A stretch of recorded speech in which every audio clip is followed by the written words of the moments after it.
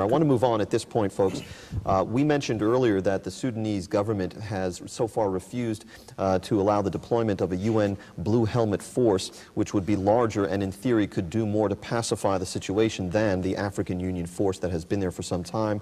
This raises the question of what can be done to change the behavior of the regime in Khartoum. We've already been discussing this a little bit. Or whether the greatest need is for a change of the actual regime there. Michael Ranneberger, you probably have heard about this from the inside. Has anyone talked at all about regime change in Khartoum in the Bush administration? Well, the whole point of the policy, of course, is transformation in Khartoum.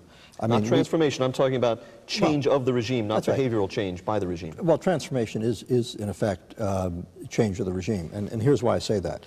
We've said this very clearly, and Jack Danforth has said it, we've all said it, that the Comprehensive Peace Agreement puts in motion a democratic process that, if it works, will in effect lead to a democratic system in Khartoum. That means you will not have an Islamic fundamentalist government in Khartoum. Now, that's not something that happens tomorrow. They have a right to compete in an electoral process. So that is underway, and what we did as Darfur became an issue, we linked Darfur to the Comprehensive Peace Agreement and said the two things had to move forward together in order to maintain, to improve relations with us. I did want to add one quick point.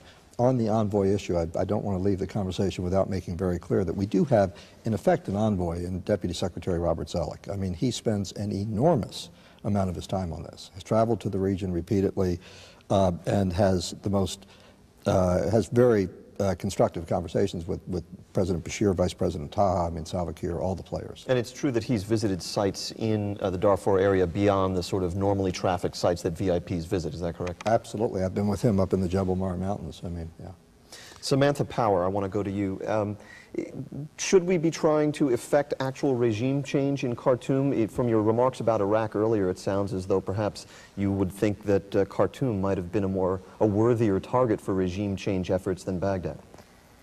I mean, I'm a great believer in Colin Powell's Pottery Barn rule that if you break it, you own it. And if we don't have an appetite right now to staff up in South Sudan, you know, we the world, that is, not we the United States, to actually shore up that peace agreement where there's actually a peace, and when we have barely an appetite to equip 5,000 African Union troops and a couple thousand monitors, the idea that we're prepared to dislodge the regime and own Mr. Mudawi's country seems to me very far-fetched. So rather than raising expectations and so on, I think really thinking about where are the travel bans on Sudanese government officials, where are the asset freezes, for all of the allegedly constructive conversations with Sudanese officials, they're not that constructive.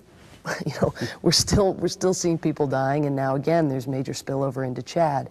I agree totally that Deputy Secretary Zoellick has really made his presence felt, but it is spasmodic. I mean, by definition, he's got a huge portfolio, namely the globe, to tend to. So there is, I think, a difference when you have somebody of his stature, which is enormous, and I have to say no other in the entire 20th century. You never saw somebody at the Deputy Secretary of State level deployed to do this kind of diplomacy. So I really do credit him.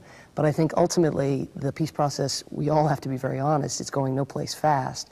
And right now the African Union, again, for all of the allegedly constructive conversations we've had with African governments, have hinged the handover to the UN on the securing of a peace settlement in Abeche. So the linkage now between protection and politics, or protection and a settlement, is something that we have to actually break so as to ensure that we can actually enhance the protection, ramp it up, and that in turn will then have a constructive effect on the peace process, hopefully. Very quickly. We also need to recognize how fragile the North-South agreement is, this comprehensive peace agreement that Ambassador is talking about, that yes, it would transform the government if all of its terms came to pass. But if you talk to just about anybody in Khartoum, or certainly in the South, the expectation in the South is that in 2011, when under the CPA, the Comprehensive Peace Agreement, they can vote on secession, they anticipate that they will secede. And so we're looking at separation of the country, not transformation of the North, unless we somehow invigorate that process. And that gets back to